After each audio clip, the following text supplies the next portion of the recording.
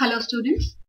In the previous lecture, we studied the chapter Work, Life and Leisure, History, Class 10th. In that lecture, we covered the introduction part of the chapter about how the cities emerged throughout the world and how these changed areas of settlement affected the respective population, the society, the economic status of the people. Now, coming to the second part of the chapter, we'll go through along with the details of two cities, starting with London, England, and then coming to Asia and explaining Bombay as the presidency city.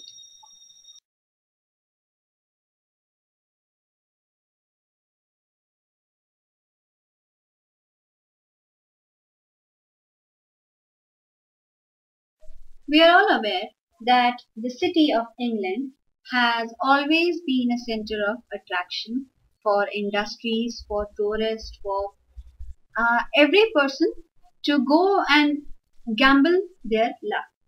Same way, the city from old times has been an apex center of industrialization. The area surrounded by majority industrial cities like Leeds and Manchester attracted large numbers of migrants to the textile mills and different other kinds of industries located.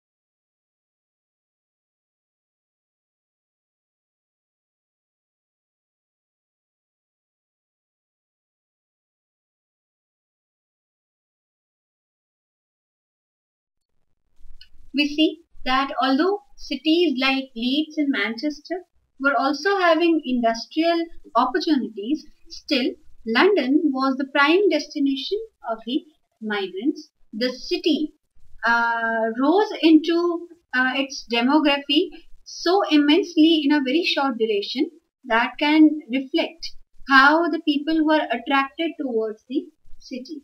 The city its population multiplied fourfold in 70 years between 1810 and 1880, increasing the population from 1 million to about 4 million in such a small duration. And comparing this data for not more than for just 50 or 60 years back, you'll see that the population was merely in lakhs.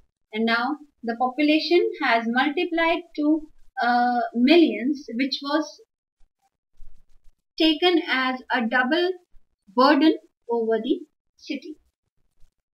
The people, they were engaged in dockyards, textile industries, furniture and wood industries, engineering, metals, printing, precision products, etc. kind of jobs. Either they were working as a permanent laborers in the industry, which was very unlikely because most of the laborers were available to work at very low wages. So the supply was more than the demand of laborers, resulting the factory owners, they did not prefer to keep any laborer as a permanent member or a permanent employee. So the people were continuously shuffling in between different industries in search of jobs.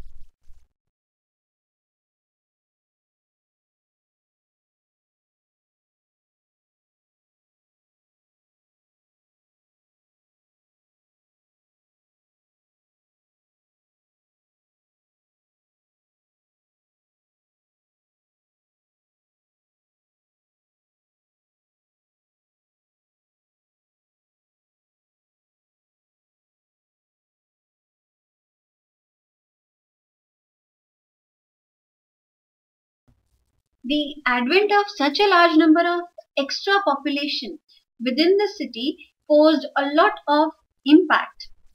The impacts were both good and bad. Let's start with the bad impacts, that is, the emergence of marginal groups.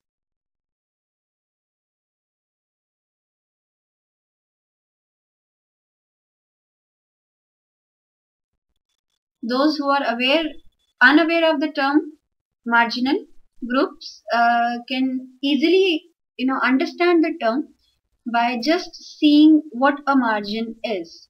On a normal paper, the margin is usually just close to the edge of the paper. Reason that it is not that important. Had it been so important, it would have been at the center or something highlighted.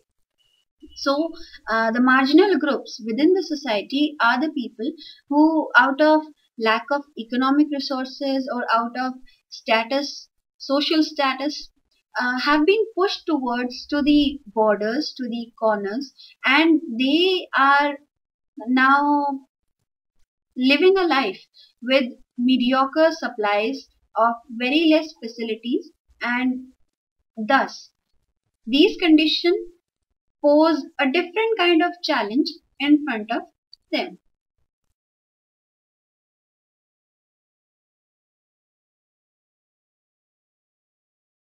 The first threat that the people faced was the increasing number of criminals within the city. These criminals, they were flourishing during the 18th century. The number was defined, and now the police was also getting worried over a control over these activities.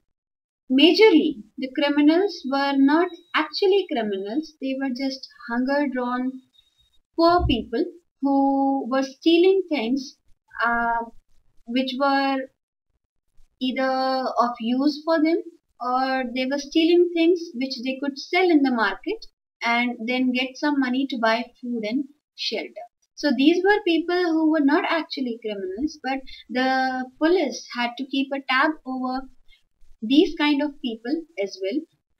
On the other hand, there were other kind of criminals who were now starting to specialize in criminal activities like pickpocketings, like trickstery. These criminals were now enjoying the crime. As a result, the police were more concerned about these criminals as they were hampering the social order. So, mostly these criminals were kept under records, and these records were extensively used during any case of any crime committed over the area.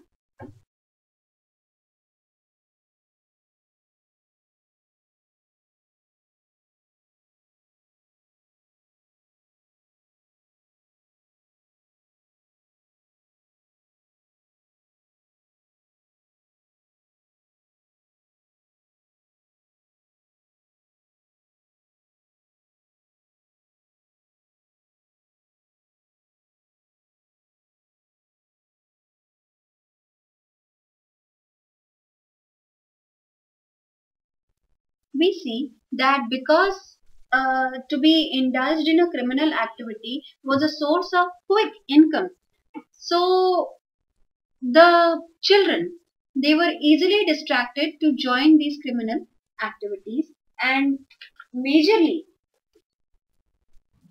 the children were affected by these crimes. The second challenge was the unemployed women. Women were supposed to be participating equally in the earnings of the house.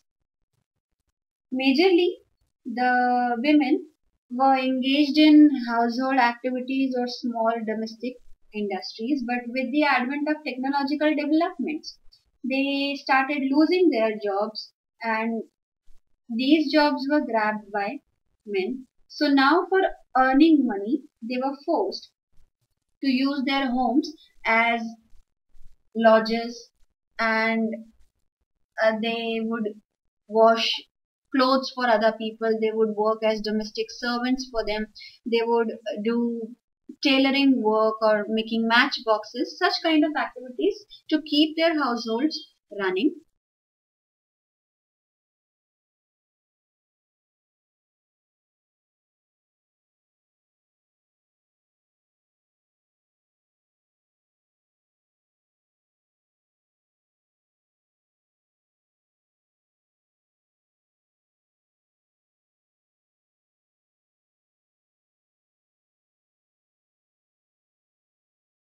Because the jobs were not that easily available, every member of the family had to participate in the earning process. Thus, children were also not exempted from it. The child labor was also popular at that time, but the problem here was, like we just mentioned earlier, that because the children were either forced to work or they were not enjoying the work that they were doing, they were easily driven to criminal activities.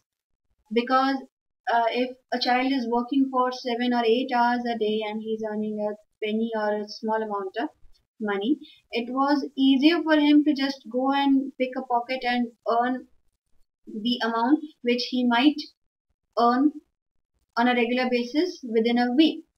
So the child labor was also practiced. It was eliminated only after when the Compulsory Elementary Education Act in 1870 and the Factory Acts in 1902 was implemented, and it forced the people to keep children out of industrial work.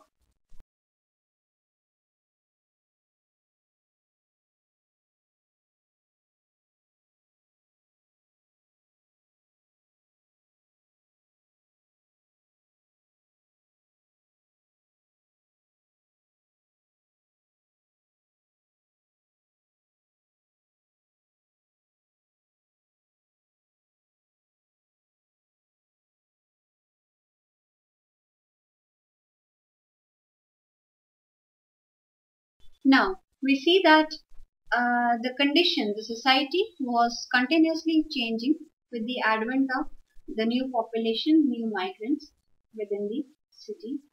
How this new population affected the establishments, the infrastructure, and the social situation of the city. We'll study this in the next lecture. Thank you so much.